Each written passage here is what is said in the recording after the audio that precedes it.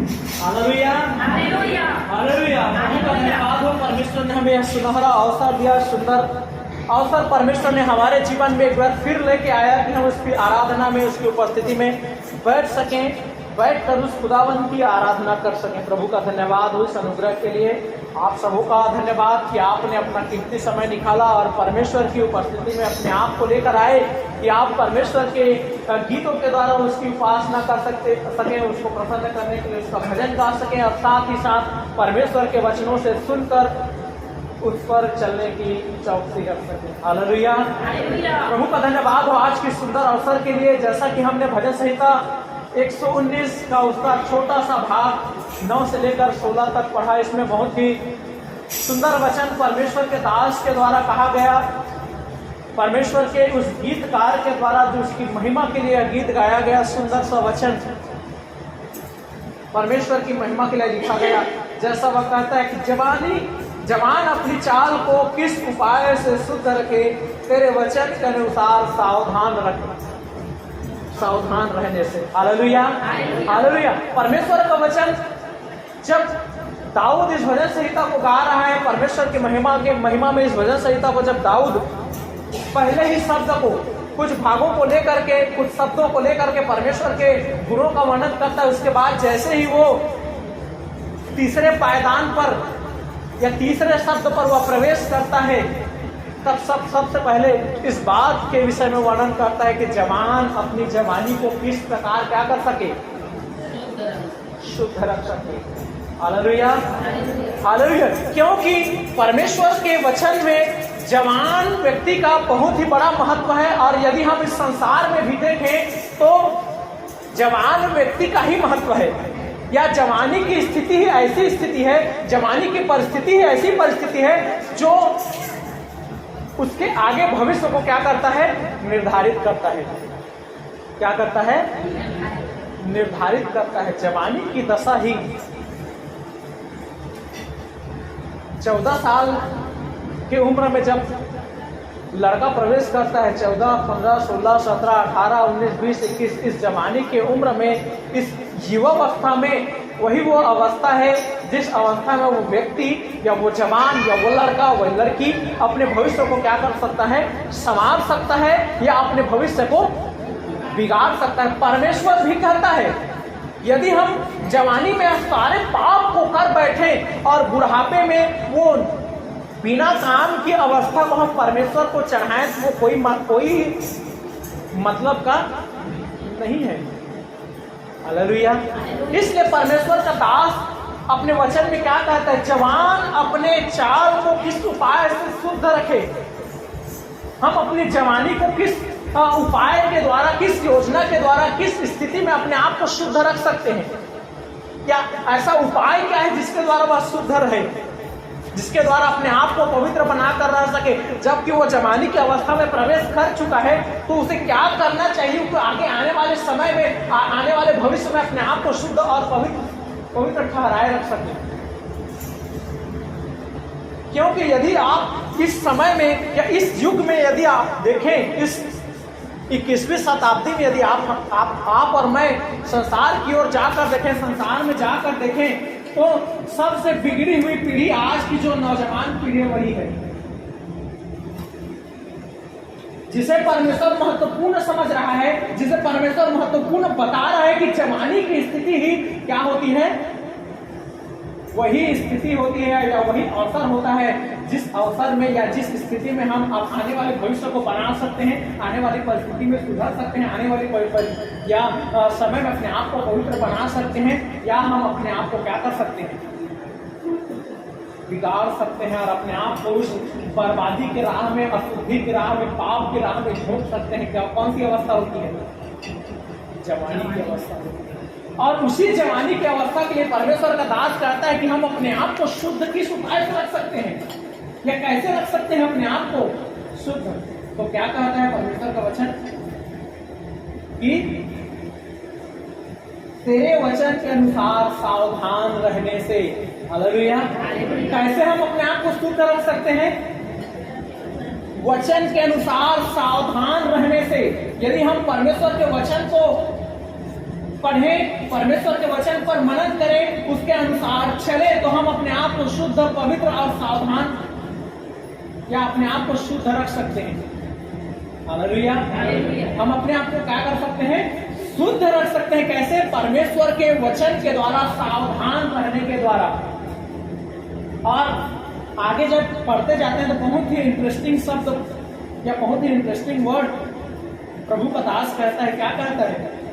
11वां में पढ़े तो, मैंने तेरे वचन को अपने हृदय में रख छोड़ा है कि तेरे विरुद्ध पाप न करूं। मैंने तेरे वचन को अपने हृदय में रख छोड़ा है कि तेरे विरुद्ध पाप न करूं। हृदय में रख छोड़ा है। ये हृदय क्या है? क्या है? क्या है हृदय? हृदय शब्द से भी संबोधित करते हैं, मन भी कह सकते हैं ना।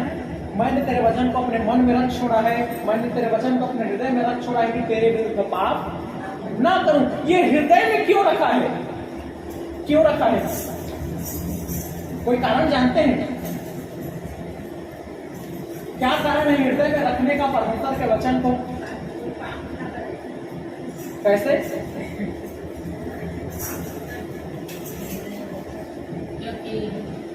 आपके पाप तो आपके शारीरिक अंग करते हैं ना। जो फिजिकल पाप है, जो सांसारिक दिखावे का पाप है, वो क्या करता है? शरीर करता है। तो यहाँ परमेश्वर का दास कहता है कि तेरे वचनों को मैंने अपने हृदय में रख छोड़ा है कि तेरे विरुद्ध पाप ना करूं। क्या आप जानते हैं हमारा हृदय, हमारे क्या जिसे बाइबल की भाषा में हमारी जो आत्मा, जहां पर हमारा शरीर कंट्रोल होता है, या मन, जहां से हमारी सारी इच्छाएं, सारे स्वभाव, सारी क्रियाकलाप, सारी प्रतिक्रियाएं क्या होती है? कंट्रोल होती। वो सेंटर पार्ट है हमारे शरीर का। तो हमारे शरीर का क्या है? सेंटर पार्ट है, जहां से पूरा शरीर कंट्रोल होता है, जहां से आपके स्वभाव उत्पन्न होते हैं, जहां से प्रेम, जहां से भरोसा, जहां से धीरज, जहां से दया, जहां से विश्वास, सब कुछ वहीं से क्या होता है? कंट्रोल होता है। आपकी सारी जो इच्छाएं हैं वहीं से कंट्रोल होती है, आपकी आत्मिक इच्छाएं वहीं से कंट्रोल होती है, आपके जितने भी सोच विचार सब उसी से कंट्रोल होते हैं। आपके मन से ही क्या होता है? कंट्रोल होते हैं। इसलिए तो कहते हैं ना, कोई आपको कहीं जाने के लिए बुलाता है, हम मेरा मन नहीं है वहां जाने का। क्यों? क्योंकि आपके शरीर आपको हटते कटते हैं। आप जा सकते हैं, पैदल चल के, गाड़ी में चल के जा सकते हैं, वहां खाना पीने में लगा, सब आप खा सकते हैं, सब कुछ कर सकते हैं, लेकिन आप क्या कह रहे हैं? मेरा मन नहीं है जाने का। क्योंकि आपका मन आपके शरीर को क्या कर रहा है? कंट्रोल कर रहा है। आपका मन आपके विचार को कंट्रोल कर रहा है, आपका मन आपके भावनाओं को कंट्रोल कर रहा है। इसलिए आप कह रहे हैं कि मेरा मन नहीं है ये खाने का, ये करने का, यहाँ जाने का, ऐसा सोचने का मेरा मन नहीं है। तो इसी मन के विषय में परमेश्वर का दास क्या कहता है कि मैंने परमेश्वर के वचन को अपने हृदय में रख छोड़ा है, अपने मन में रख छोड़ा है कि तेरे विरुद्ध पाप ना करूं। क्योंकि इसी मन से सारी भावनाएं उत्पन्न होती है। यदि वो मन ही परमेश्वर के वचन में कंट्रोल हो, या परमेश्वर के वचन में बंधा हुआ हो, परमेश्वर का वचन उसमें कंट्रोल करके रखा हो, परमेश्वर की आत्मा उसको कंट्रोल करके रखी हो, तो क्या आपके मन से, आपके हृदय से किसी के प्रति ईर्ष्या निकल सकती है? निकल सकता है ईर्ष्या? क्यों? क्योंकि वो परमेश्वर का वचन या परमेश्वर की आत्मा आपके मन को कंट्रोल करके रखा है। और परमेश्वर की आत्मा का स्वभाव ये नहीं है कि वो किसी के ऊपर क्या करे? ईर्ष्या करे, किसी के ऊपर क्रोध करे, किसी के ऊपर जलन करे, या व्यभिचार की भावना अपने मन में उत्पन्न करे। क्या वो परमेश्वर की भावना है? नहीं। वो किसकी भावना है? सांसारिक भावनाएं हैं, वो शैतानी भावनाएं हैं, वो शारीरिक भावना है। इसलिए आपके मन से वो व्यभिचार नहीं निकल सकता। क्यों नहीं निकल सकता? क्योंकि आपने परमेश्वर के वचन को क्या करके रखा है? अपने हृदय में रखा है, अपने हृदय में रख छोड़ा है कि आप परमेश्वर के विरुद्ध काम ना कर सके, परमेश्वर के स्वभाव के विरुद्ध काम ना कर सके, परमेश्वर के स्वभाव के विरुद्ध आपके अंदर से स्वभाव ना निकले। क्योंकि आपका मन ही है जो क्या करता है? प्रेम निकालता है, क्रोध निकालता है, ईर्ष्या निकलती है, जलन निकलता है, व्यभिचार की भावना निकलती है। कहां से निकलती है? मन से ही निकलती है।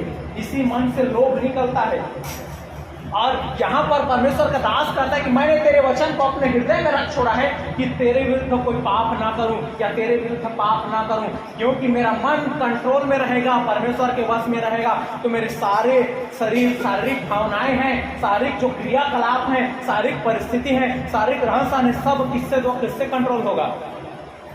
परमेश्वर के वचन से कंट्रोल होगा। यदि मेरा मन परमेश्वर के वश में है, मेरे मन में परमेश्वर का वचन बसा हुआ है, तो मेरी सारी भावनाएं भी परमेश्वर के अनुसार होगी, मेरा सारा चाल चलन परमेश्वर के अनुसार होगा, मेरे सारे सोच विचार परमेश्वर के वचन के अनुसार निकलेगा। लेकिन हम क्या करते हैं? हम विचार करते हैं, हम दूसरे का जलन करते हैं, दूसरे के विषय में चुगली खाते हैं। वो क्यों निकल रहा है? क्योंकि अभी तक हमने परमेश्वर के वचन को अपने हृदय में नहीं रखा है।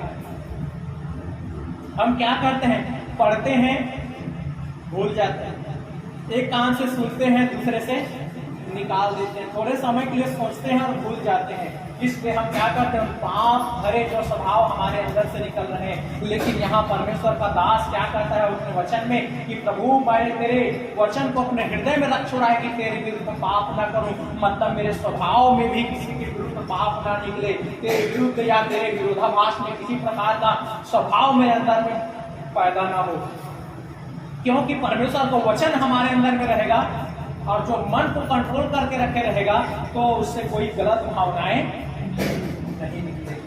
Hallelujah, hallelujah. और आगे कहता है यदि हम अपने मन को परमेश्वर के वचन के नियंत्रण में दे दें, परमेश्वर के वचन के अनुसार हमारा स्वभाव निकले, परमेश्वर के वचन के अनुसार हमारी जो भावनाएं हैं वो निकलने लगे, तो हमें क्या होगा? क्या लिखा है आगे? फायदे भी गिनाए हैं। आगे क्या किया है? फायदा भी गिनाया है। क्या फायदा लिखा है?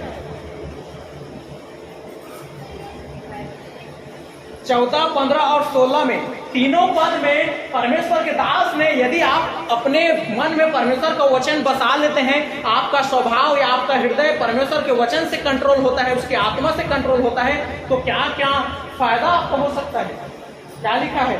मैं तेरी चितौनियों के मार्ग से मानो सब प्रकार के धन से हर्षित हुआ हूं। सबसे पहला क्या होगा?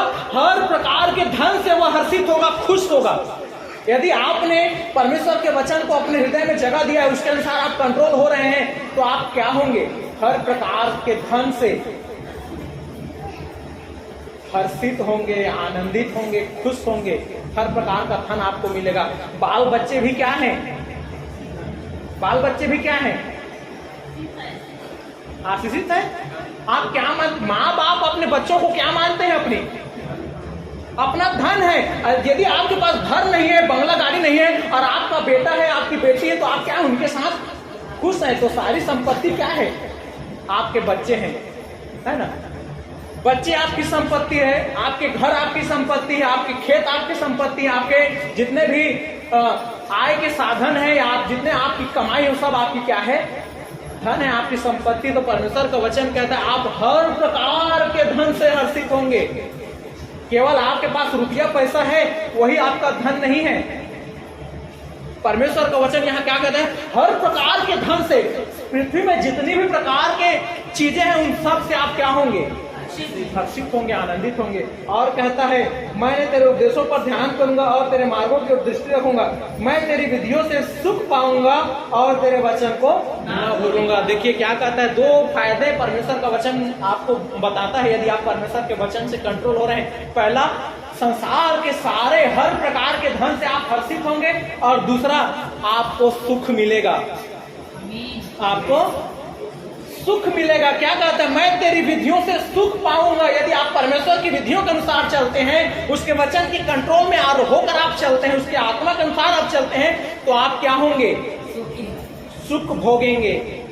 आप हमेशा आनंदित रहेंगे, हर प्रकार के धन से हर्षित होंगे और आप सुख भोगेंगे।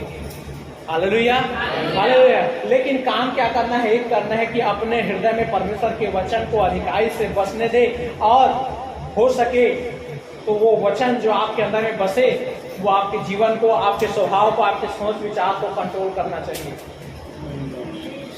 हालेलुया। तभी आप परमेश्वर के अनुसार चल सकते हैं, और जैसा कि उसका वचन कहता है हर प्रकार के धन से हर्षित होंगे और आप सुख भोगेंगे। कई बार हम परमेश्वर के वचन को प्राथमिकता नहीं देते, उसके वचन को अपने हृदय में बसाने की नहीं सोचते, लेकिन सुख पाने की सोचते हैं। मैं प्रभु को 10 साल से मान रहा हूं, लेकिन मेरे घर में सुख नहीं आ रहा है, हर धन संपत्ति, गरीबी मिट नहीं रहा है। क्यों नहीं मिट रहा? क्योंकि आपके मन अभी भी आपके सांसारिक स्वभाव को क्या कर रहे हैं? उत्पन्न कर रहे हैं, उन सांसारिक लालसाओं को उत्पन्न कर रहे हैं। आप परमेश्वर के वचन के द्वारा कंट्रोल में नहीं है।